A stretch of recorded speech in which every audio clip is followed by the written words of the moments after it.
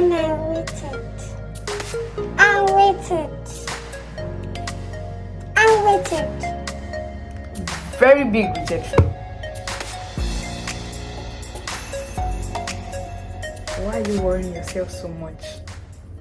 Hello, my name is Kwelumi, aka Sugar Plum, and on today's video, I'm going to be talking about how I got a fully funded PhD position at a school in the US. So by the time you'll be watching this video, I'll be in the US already. I would have started my program. But you know, I'm just going to record this now because I know if I do not record this, I will not record it. So it's better to do it now. Today is 10th of March 2023. Yes. So how did it start? For a lot of you, you know that I started my master's program in 2021 of August, and I think I would make a video about that and link it somewhere here or here, but I'll make a video on that. And I completed this in June 2022. But then, you know, I had been, you know, I sort of like wanted to do a PhD, but all the things I was sharing about it,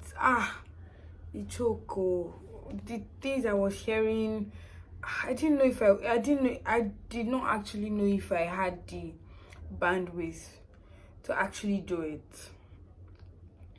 And I remember that I posted a tweet. Maybe I'll drop a screenshot of the tweet here. I posted a tweet saying that, if there were any, because it was really hard for me to find young single black women that had gone through a PhD program or that were currently doing a PhD program, because I wanted to understand what the reality was like. Because I basically just had a lot of confusion about this, and I posted a tweet, and I said, help me, if you are a black woman, single, most especially single, and you have done a PhD or you're currently doing a PhD program, please reach out to me. It's because I need to actually ask questions. I need to ask, what is it like? What were your expectations? What was your reality like? I just had so many questions that I knew that I had a lot of men that were doing PhDs, but it just wouldn't give. That wasn't what I was looking for. I was looking for a woman, single black woman, unmarried, you know. And I got a couple of messages from ladies. I asked them, you know, what was the experience like? Was it rewarding? You know, was it all you expected and more? I got very responses basically, but there was this particular lady, Neye, God bless you so much. She sent me a message, we got talking. In fact, she called me that night. We had a very, very long call. She called me and she started telling me her story, how she went about it, how it was a good idea, and that she wanted me to, she gingered me a lot to actually do it. And I was like, okay, I would pray about it and start to put in the work. Although I remember telling her that I think maybe I just want to rest for a bit, that I'll just maybe apply in 2023. She was like, go and apply now. Just go and apply first at least. I said, okay, no problem. I think this was maybe before I graduated. I can't remember the exact timeline, but maybe when I find that tweet, I would know when exactly, whether this was before I graduated for my master's or after I graduated. So in June, I started looking for schools. after I had this conversation with her, I started looking for schools. God, it was stressful because I was looking for schools in different countries. I was asking my friends, like, what do you think about this place?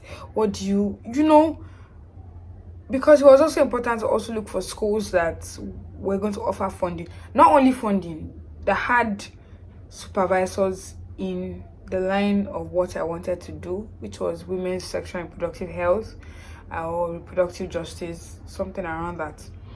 So it was very important. So I started looking for schools.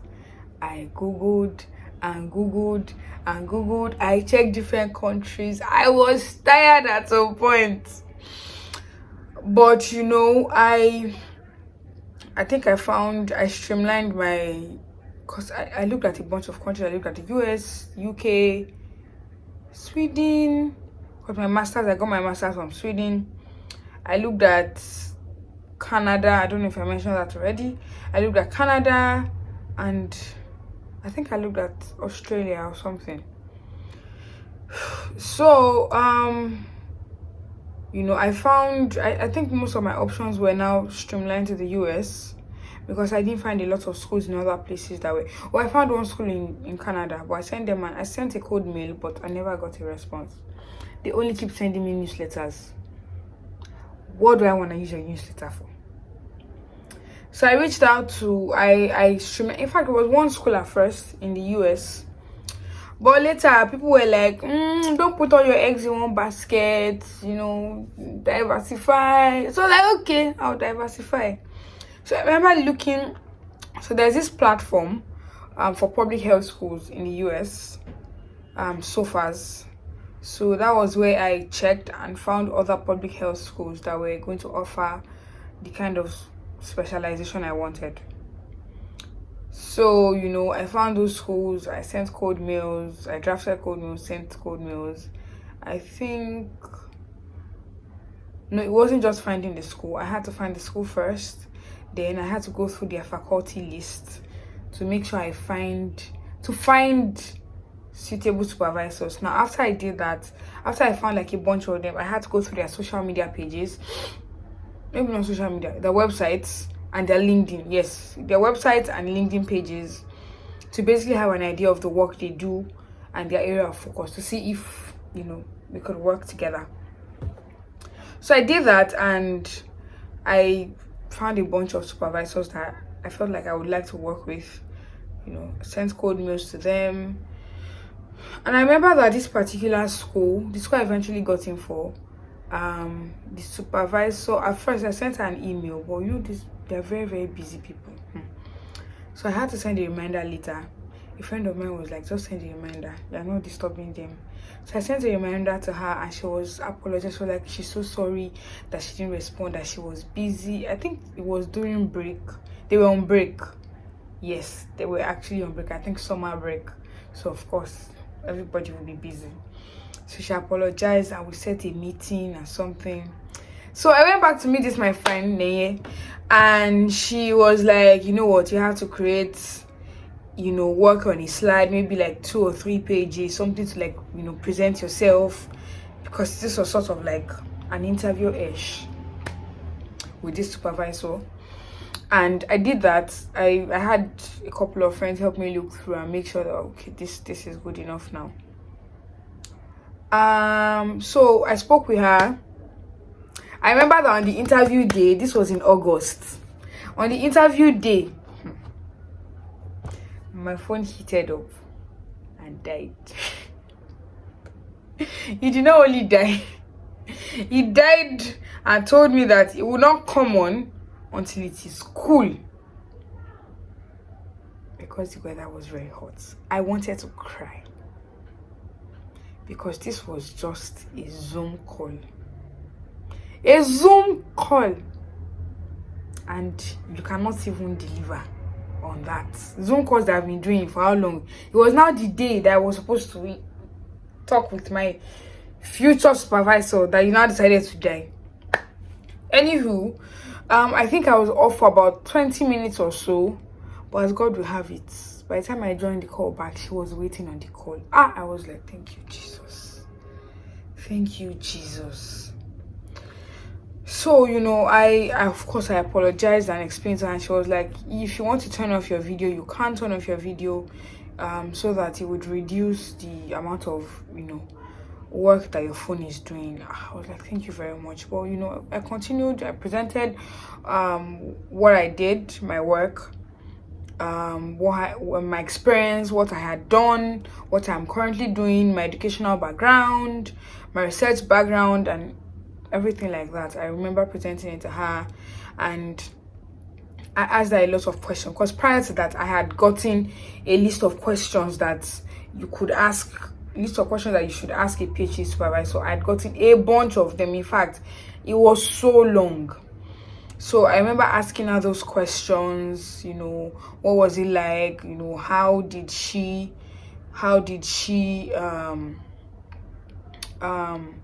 what was the experience like with her students, what has the experience been like for her personally, a bunch of questions that she asked, that I asked her, basically with the knowledge that I needed to also know more about them, in as much as she wants to know more about me too. So after we had an interview, I think she gave me some options of some other supervisors that I could also consider,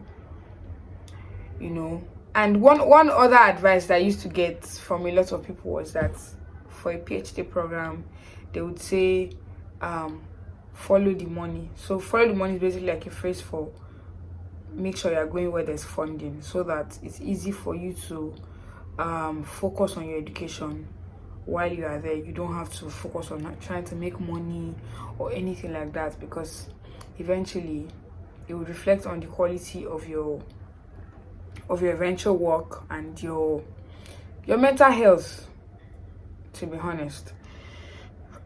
So she gave me a list of other names that I could check out, just to make sure that okay, I can make an informed choice. So I think when I started the process, sometime in maybe September or maybe end of August also, I had spoken to, in fact, she even gave me the contact of some of her current students, so that I could also ask them questions. And I think before I started the application, I sent her an email again. I scheduled another call with her, and I told her that I have checked everybody else, and it is you I want. You're the one I want, because I had seen how I from the way we spoke, I could feel the empathy in her. And first of all, she's a woman, and there was other things that were common between us. And I saw some of the questions she answered, some of the answers she gave to my questions really helped me in making an informed decision of picking her, knowing that she was the best choice. And I remember praying about it. I told God that I think I really want this woman. Please, if she's the one, give me a sign.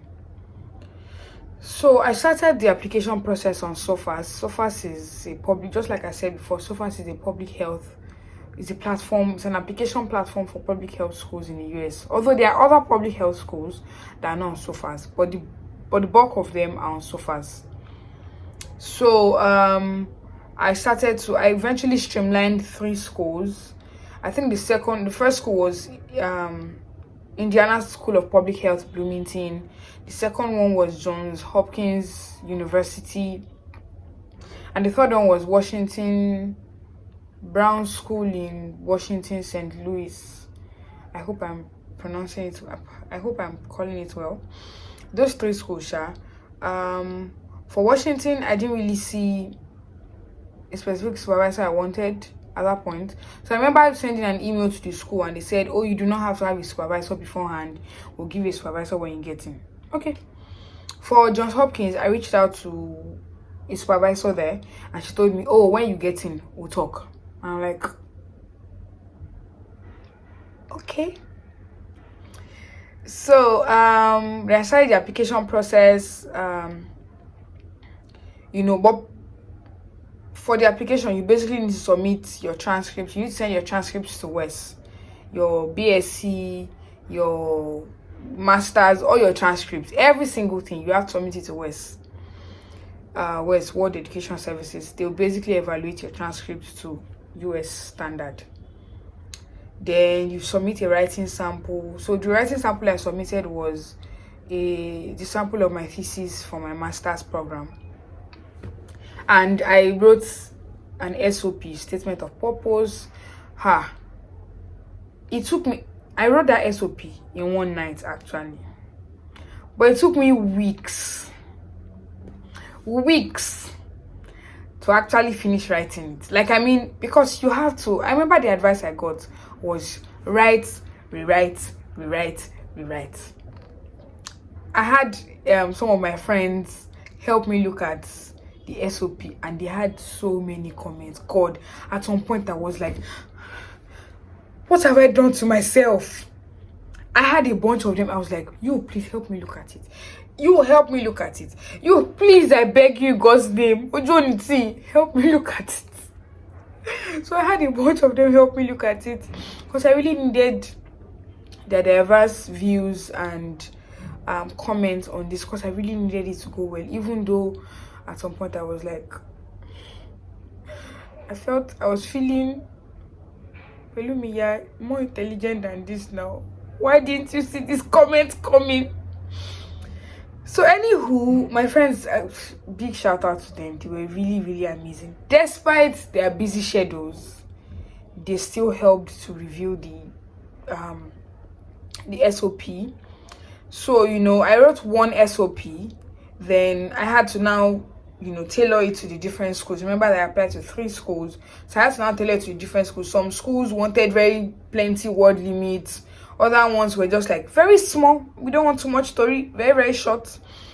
So one thing my supervisor did the second time we spoke, the supervisor I told you I spoke to, one thing she did when we spoke the second time was she gave me tips on how to apply, you know, the kind of things that the school is looking for, you know, your experience, you know, how you want to contribute to the school. She basically gave me tips to be able to apply well.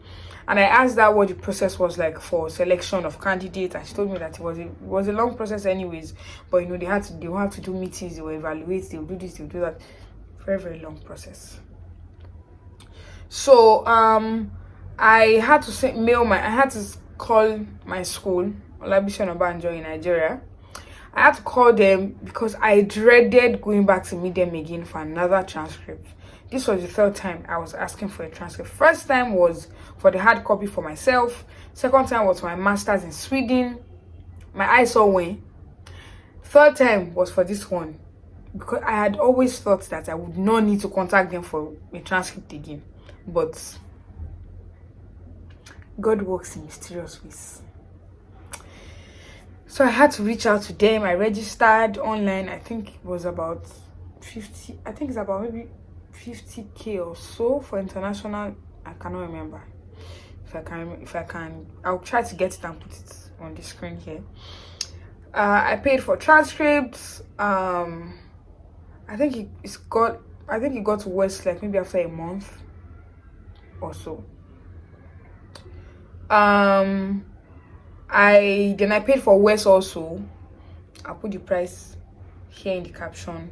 I paid for West evaluation for my school in Sweden. All I did was send them an email and tell them what I wanted. Oh, I want my transcript with these specific details sent to West. And they did not collect a dime from me. I didn't have to pay anything, and they sent everything. In fact, the person that spoke to me was like, I'm so sorry, today's a weekend. I would have sent it today. I would have sent it tomorrow morning, but I'll send it on Monday. I think it was a Saturday. I think I mailed the person on a Saturday. She was like, I'll send it on Monday morning unfailingly via post. Okay, but the difference between my school in Nigeria and my school in Sweden was that my school in Nigeria could actually send it via email to West, so they didn't have to send it through post. So I think that's what made it get there on time. I think max of 1 month, but it may have, because the whole process to actually get the transcript out of the school was what took a lot of time. But sending it to West was not so much. I tried to check the timeline, just like I said. So after that, I paid for West, sent my transcripts, writing sample. I uploaded it also, SOP, my CV. I uploaded it to SOPHAS also. And then when my West transcript came out, normally schools in the US would say that at least a minimum of a GPA of 3.0, but if you want to get very good, 3.5. And when my transcript was evaluated by West, I had a 3.75 in my master's. I had a 3.75 in my master's. So if you will. So that, and I had 3.07 in my undergrad. Yes, I know I struggled a lot in my undergraduate phase, but that's not the focus of today's conversation. So I was really excited about that, So they sent it to SOPHAS. I already put in details how they would send. That's true, Sefo. They said they will send it to my house. I've not gotten it yet since last year, maybe September. This is Nigeria. So after that, after I submitted everything, I think one of the schools, you needed to also apply on their own portal, their own individual portal. So after that, I think I submitted everything on the 14th of October. And now the waiting began. They said it was going to take between 8 to 12 weeks. That's about 2 to 3 months. And I was waiting. And I waited. And waited. And waited. Finally, on the... So I'm also looking at what I wrote down. So finally, on the 18th of January, I got my first email from Johns Hopkins. And they gave me a very big Elajukan. Very big rejection. Yeah, good, you did well, but blah blah blah blah blah. I said, okay, we move. Second rejection came in from the second school, Brown School, on the 13th of February. Leaving me with just one school. I prayed and prayed and cried and begged God and fasted and everything. I'm sure God was just looking at me like, why are you worrying yourself so much? But then, because I knew that in as much as I had put in the work, the grace of God and God's favor was what was going to get me into that school. Because I'm not the only one. I think when I had the conversation with my supervisor, she mentioned that they only admit about 2 or 3 PhD students in that department every year. 2 or 3. Do you know what that means?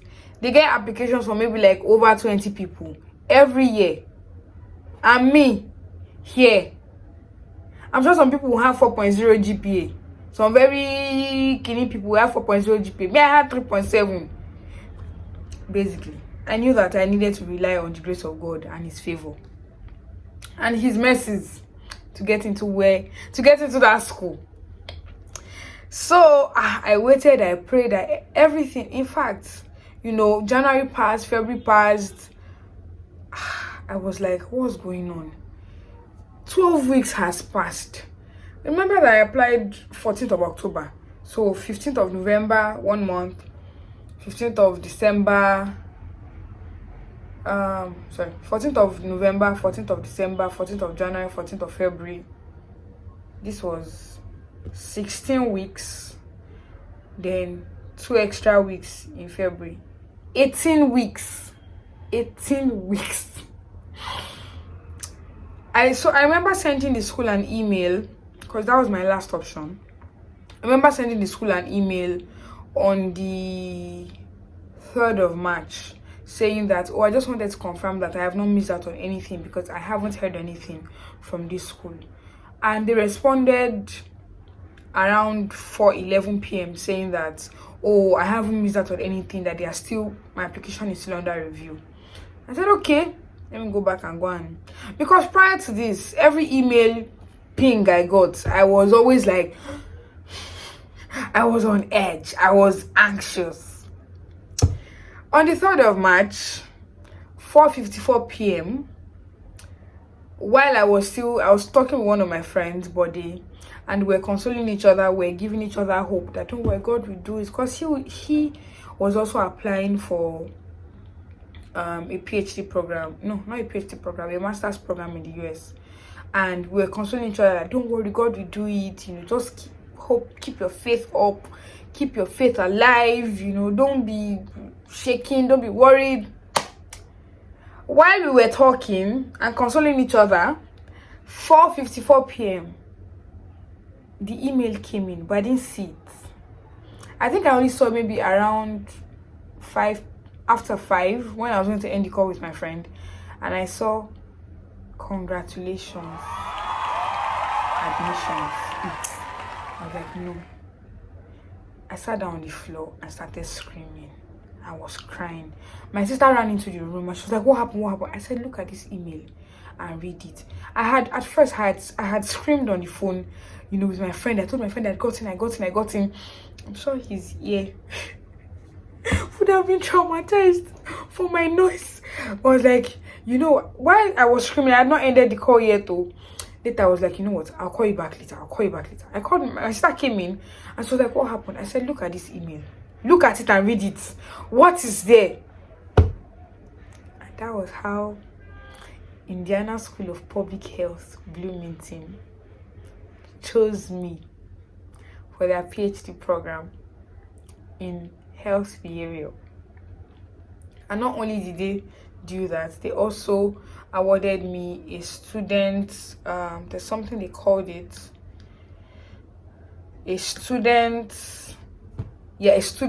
also awarded me student academic appointments, which included in the form of a research or teaching assistantship. I was shaking, I was in shock, I was hyperventilating so bad that my sister was like, where's your inhaler? Let's put it close by, just in case.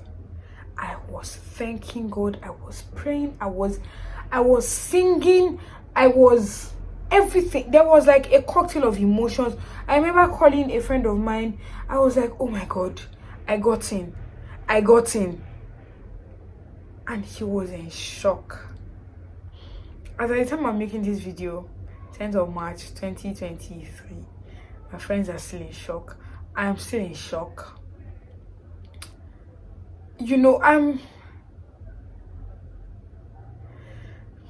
just really grateful that everything, the whole process, everything that led me here, all the work I had done, volunteer work, all my education, my $15,000 master's school fees was not in vain. I talked about that in my master's video, somewhere up here. It didn't go to waste. Like everything, God orchestrated every step of my life till this point. And I'm still in shock. My friends are like, it's normal, you're still going to be in shock until when you get in, because this is like the opportunity of opportunities. Like you really do not know the new realm you have entered into yet. So yes, that was the story of my acceptance, or the beginning of my PhD journey. I'm really, really appreciative to all my friends who have been with me on this journey, praying, interceding for me, giving me a lot of emotional support, emotional, financial support. Because God, I disturb those people. I could just wake up crying one day and call them or send a voice note, and they never give up on me. Sometimes when I complain, they'll be like, you know what, let's pray together. You know, this thing would end in praise.